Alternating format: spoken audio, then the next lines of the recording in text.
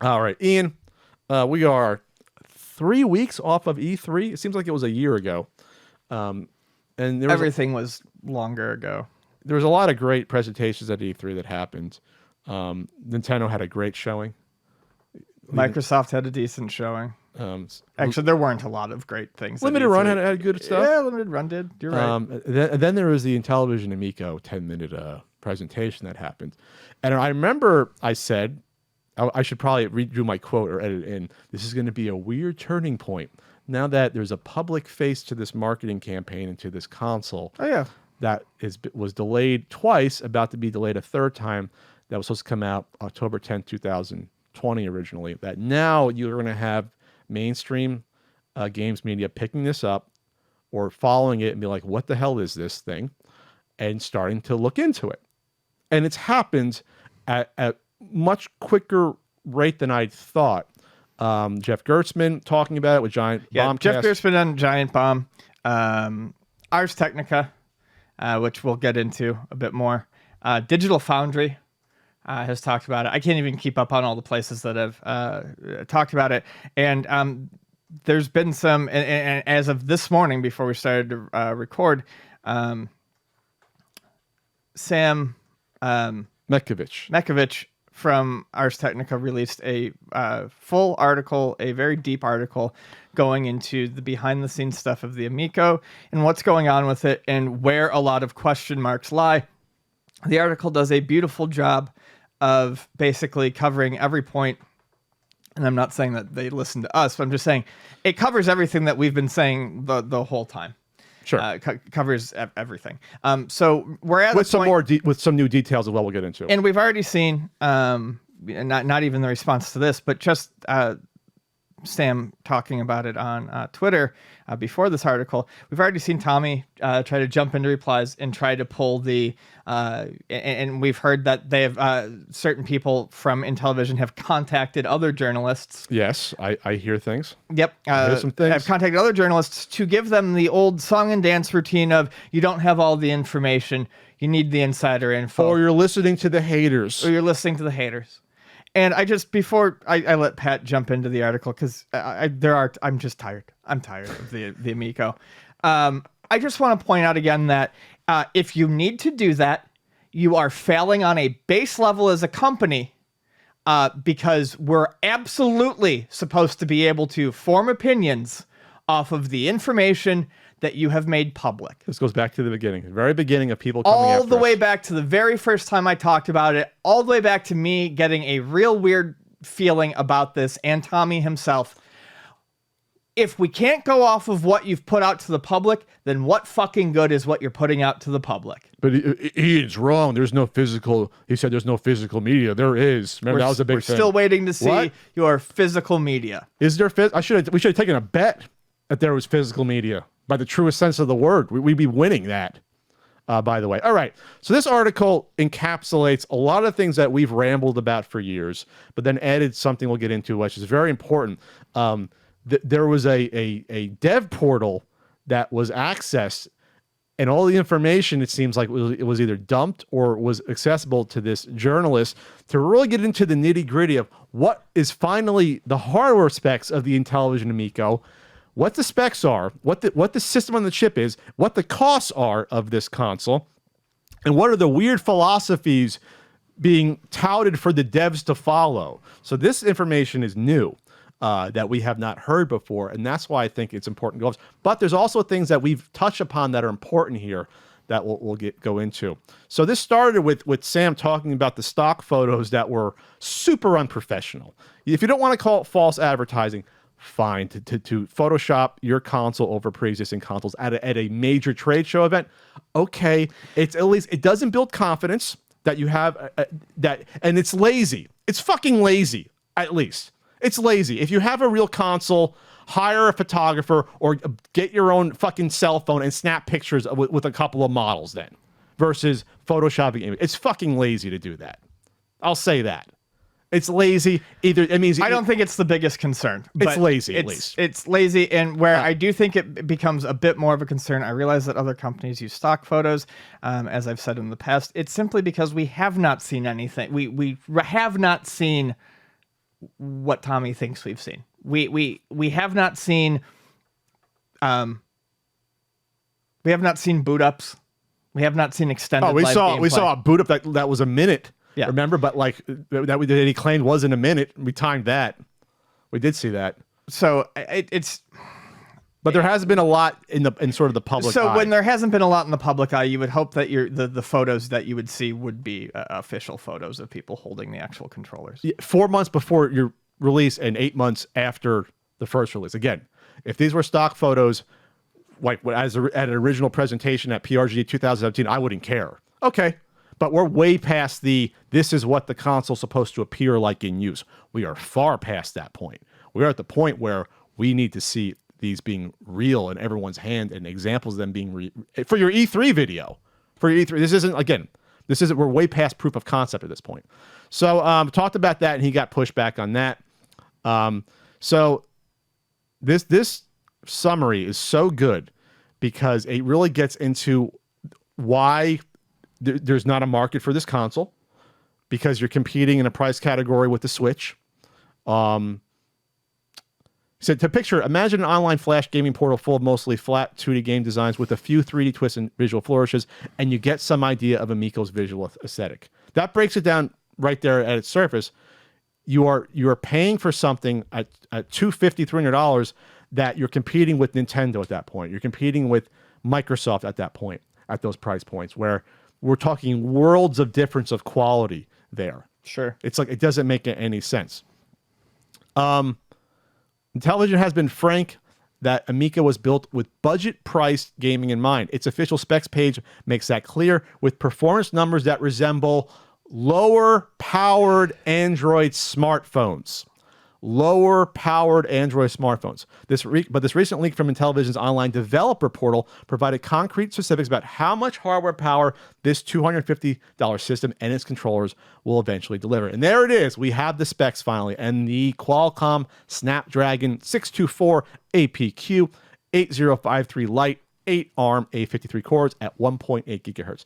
That was the specific information they were trying to remain hidden for all this time. What is in this console? What is in your game console? Why is this being hidden? 2 gigs of DDR3 RAM. The GPU is an Adreno 506 GPU. I'm not too familiar with that. And there you get the rest of the specs right there. LED light string, 15 LEDs per side, 10 LEDs in front, 25 LEDs. What a waste. What a waste of money and depth. What a waste. These LEDs. What a waste. He wants to make a system as cheesy as he is. What a waste. It's like we want to bejewel our jeans. You know, it's just gaudy and just, oh God. It's interactive lighting though. It's going to add crazy dimensions. So now we're supposed to look at the TV screen, the controller on the screen, and the lighting on the console. So we're supposed to focus our eyes on 3 different places at once. So the big takeaway from the specs is how cheap this system on a chip Qualcomm is. What in bulk? What was it? The price? Looked like approximately $38. $38. Your system on a chip. It's $38. This basically Android board.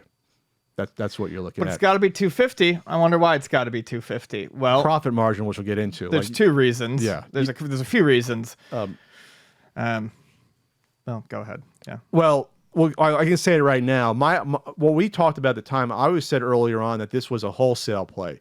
They know this isn't going to last if this comes out. This is going to be dead. You got to make all your money up front. Right. You got to make your money on the console. This isn't like Nintendo losing money or breaking even, or like PlayStation losing money and recouping over the years. They got to make their money. It should be one of the first things that sets off a flag is that this isn't running like any other console business. No, they're not planning on making their money back on the software or on accessories. They need to make their money the first day. They need to make all their money from you. Yeah. That's a huge red flag. It's also a red flag if wholesalers aren't confident enough to keep it on the shelves or they know that we can't sell. What software going to sell? RFID cards, where if they have any influence on the price as well. By Tops. Partnering with Tops. Partnered with Tops. That the wholesaler then even realizes, well, we're not going to making that much money. We need to make our money up front as well, because we don't think this company may not even last potentially. I don't know. Maybe if I'm a wholesaler, I'm thinking about that. So this is obviously an exorbitant markup on a console. let's just say and we recently found out the controller is going to cost $80. Yeah, that's what I was gonna say. If you want a replacement, $80 for your controller. 80. That's more than any other console. It's more than the PS5. That's more than the new Xbox. That's ridiculous. $10 more than Xbox current Xbox controllers, $60. PS5 controllers, 70. Switch controllers, 70. Amico, 80. And that's 2 Joy-Cons for I think for 70. No, I'm talking about the Pro. the Pro controller. What does 2 Joy-Cons cost? It's about 70. So and that's 2 controllers. It's 1 controller. It's 2, but it's yes. Still, just looking at the actual Pro style. It's still more money though. It's still more money. And then talking about the specs of that, that's a cheap chip inside because it sounds like you can do jack shit with the Amico touchscreen. From what this article says, according to this article, the programming and all the assets to be used by the touchscreen are not to exceed 1 megabyte of space, according to the article. Yeah. 1 megabyte of space you have in order to code everything and all the assets on using your controller. What the fuck? At that point, it's just glorified. It's a glorified touch button with pictures on it, which is what we've seen. Like, select your picture in Shark color. Here's a picture of your fish in Shark. What a gimmick.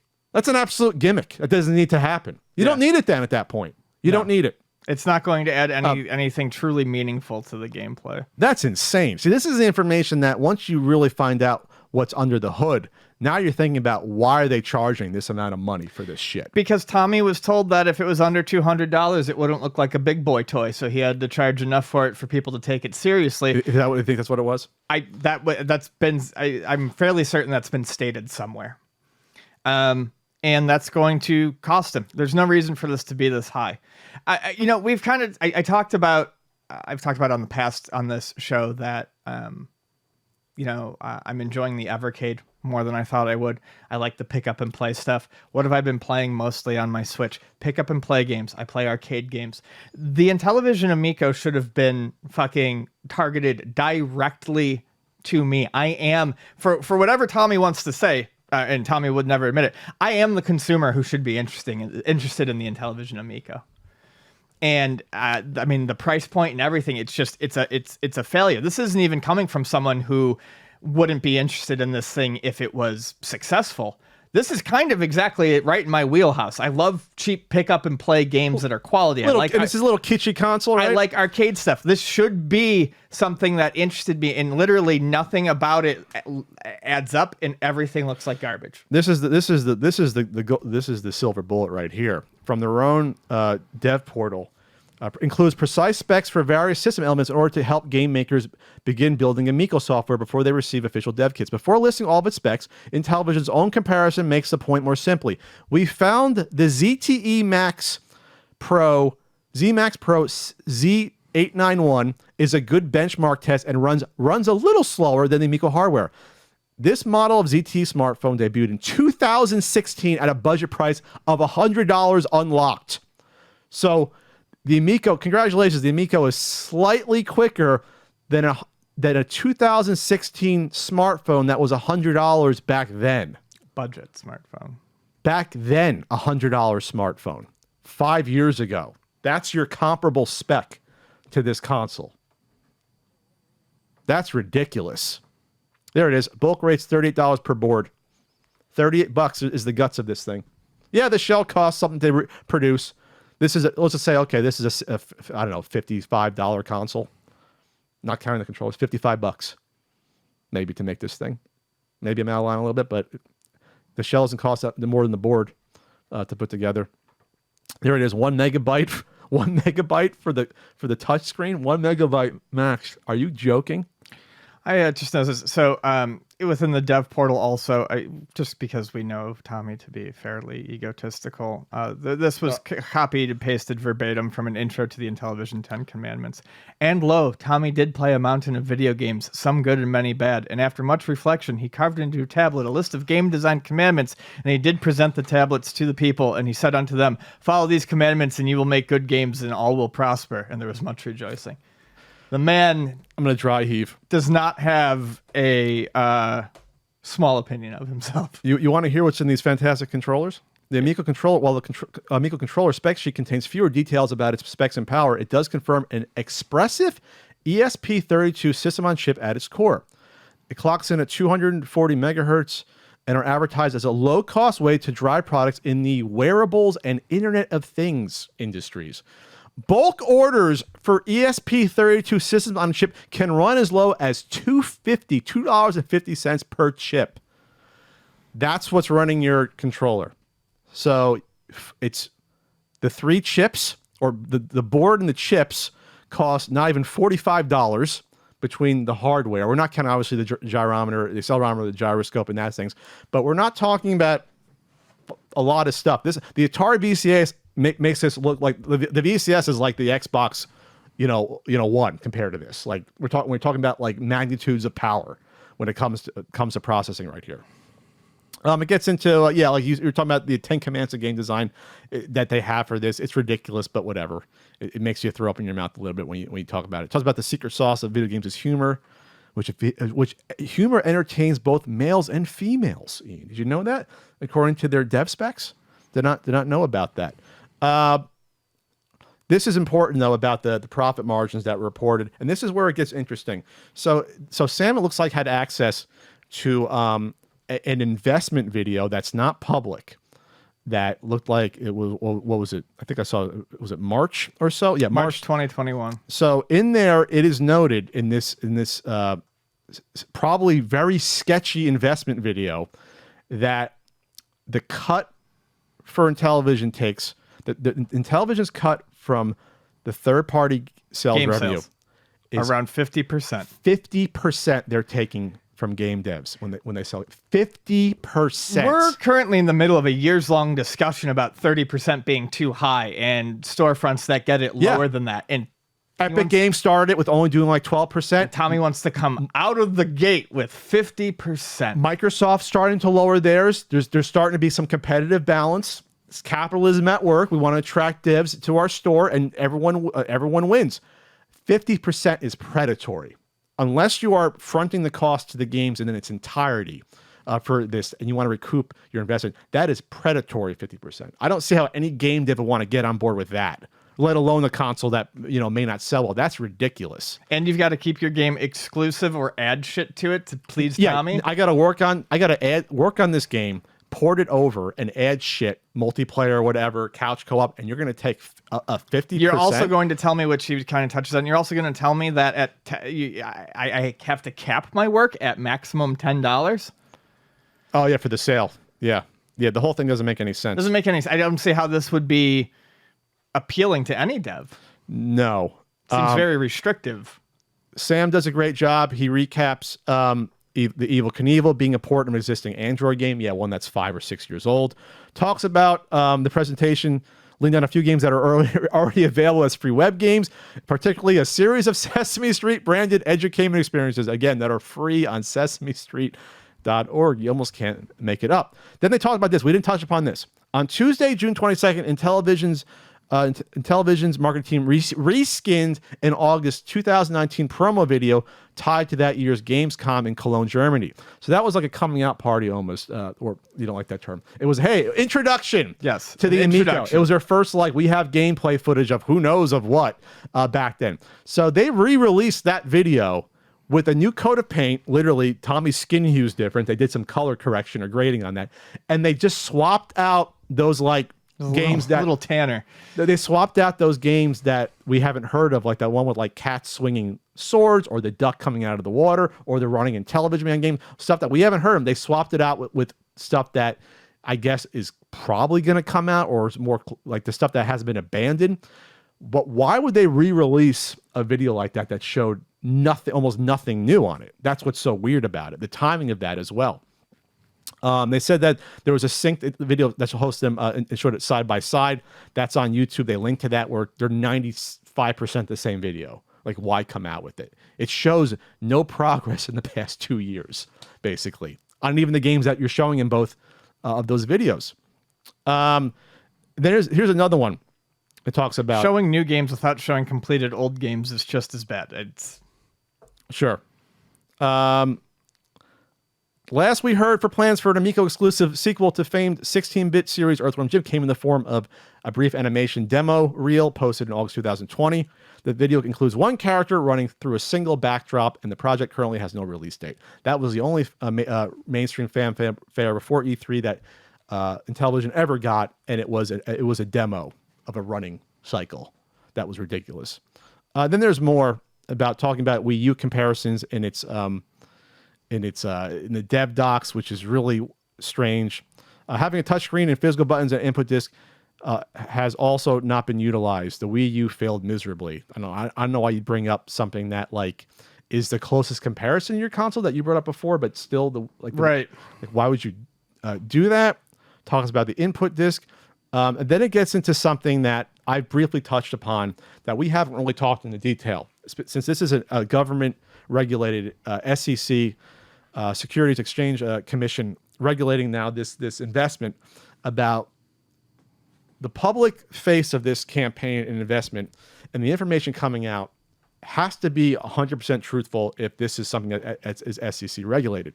And this is starting now. This is being brought up here. Jay Allard. We brought up Jay Allard before in the past. He used to work for Microsoft. He worked on the Xbox. He worked on the Zune. He was brought on board around, was it spring of 2020? It was fanfare. Phil Spencer even tweeted out, "Hey, best of luck to my pal used to work, Jay Allard, and best of luck." And there was literally YouTubers that lauded this as this means the Amico is going to be huge. The guy that worked on the Xbox, Jay Allard, was a global marketing director, was gone. It seems like within months he was no longer with Intellivision, and did an interview later saying someone caught up to him because it got out like, "Wait, what happened to this guy?" That it wasn't a good fit. He was professional. He didn't get into any background, but he was gone relatively quickly. However, Jay Allard's name was still being used to promote investment until earlier this year, I think. Yes. He was definitely, if you go to the Fig we site, constantly brought up, why is Jay Allard still on not right on the Fig campaign? Is he still there today? I'm checking right now if he's still there today, Jay Allard. I don't think he is. I know in the Republic he was taken off. Jay Allard is still on the Fig campaign. Oh, wow. The one they originally put up. Jay Allard is third in line. You have Tommy, CEO, Hans Ippich, President, European, Jay Allard, Global Marketing Director. And that's still on there. That's still on there. Can Fig still accept money for this? No, it transferred to Republic. Oh, okay. But his name was attached to this, at one point in time, and it's still on there. Republic, I believe he was originally on the Republic one until someone said, "Why is he still on there?" and it was taken off. Yes, that's right. Yeah. So definitely by the Republic campaign, which started in April, Jay Allard's name should never have been used to help get a dime.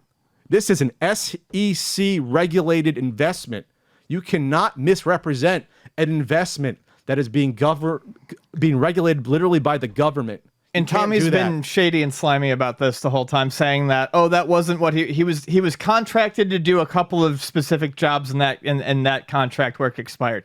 Global communications director, marketing director is not you were commissioned to do a couple of things and then that contract ran out, so you're gone. That's someone you brought on for name recognition value, who was going to add something direct to your team. Why did they leave? So why wasn't it a good fit? So Sam comes out and straight says that the Amico team could also be in regulatory hot water if its timeline and association with Jay Allard isn't resolved. A March 2021 video presentation to angel investors, which is linked here, a sleazy website called Neil Patel's Private Deal Room, where it's one of those things where, hey, get in the inside crowd, invest in this stuff I picked out. They did a sleazy infomercial that Tommy appears on in order to sell it, I guess, to Neil Patel subscribers.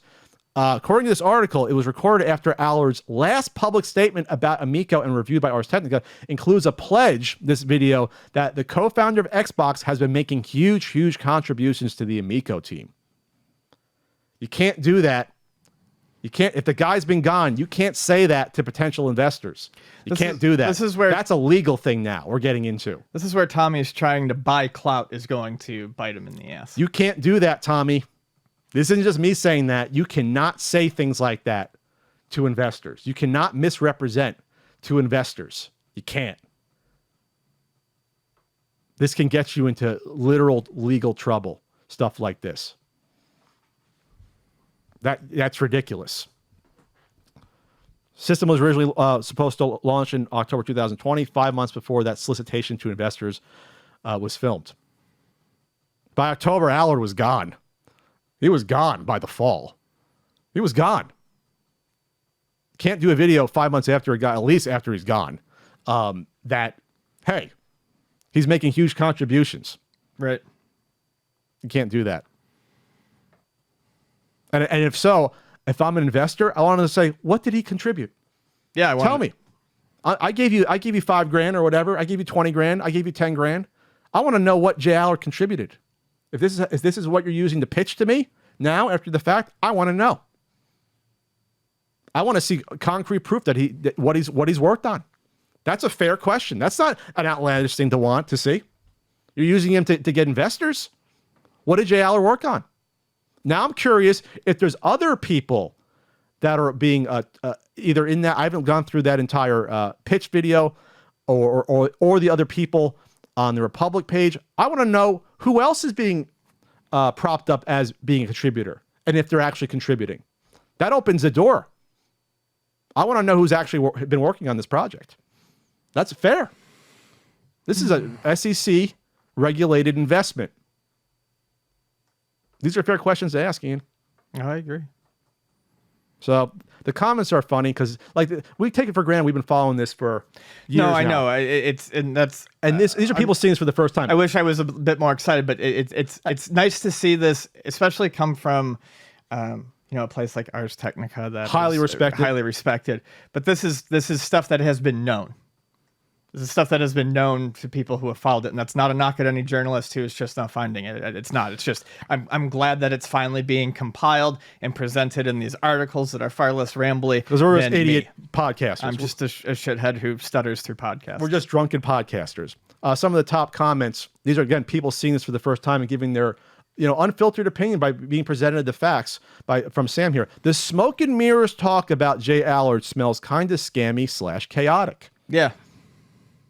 It's going to be hard enough to convince consumers to purchase the device, but how they're going to convince developers to design games limited in such specific ways on a console that's also going to have an extremely small audience? We said that as well. Like, you'd be dumb to make something exclusive to this console. If you work on a game for 2 years, we're going to make it exclusive to a console that might only sell to like Tommy's going to say take 50% of your in the thousands if you're lucky sales. Sure. Someone questioning the Wii U comparison about how the consoles are set up. Holy DOA, Batman. Yeah, this is stuff that's been common sense to a lot of us following this, but it's just nice to get, not that we need affirmation that we're not crazy, but when you see random people who have never heard about this stuff in journalists basically line up with your opinions, what you've been saying, lockstep for years, it's nice. It is nice to be like, hey, we're not wrong when it comes to this stuff. We're not wrong. I think that to fully understand this mess, this is from Super Chuko. Aged Ars veteran. I think that to fully understand this mess, you have to be aware that Tommy Tallarico is an egomaniac. The point of this system is not to serve an actual niche. It's just so this guy can say he made video game hardware. It goes back to us saying, why not just have this put your games on another platform like the Switch? Right. Why not just do that? Be a dev. Be a publisher for the Switch or other consoles. Yeah. So check it out. Great job by Sam. Kudos, Sam, for great article. You found some stuff that we were not aware of. Dev portal stuff is interesting. Sleazy investment pitch video for March. Not shocking at all to discover that being a thing. It's like, yeah, it's good when you try to keep these things. You hide these things from people. Right. You don't want that you get some guy that can't lose investments, spend money to find out what I'm investing in, and you can too. That's just disgusting. Gross garbage. So, all right. Disgusting. Anything else to add here? No. All right.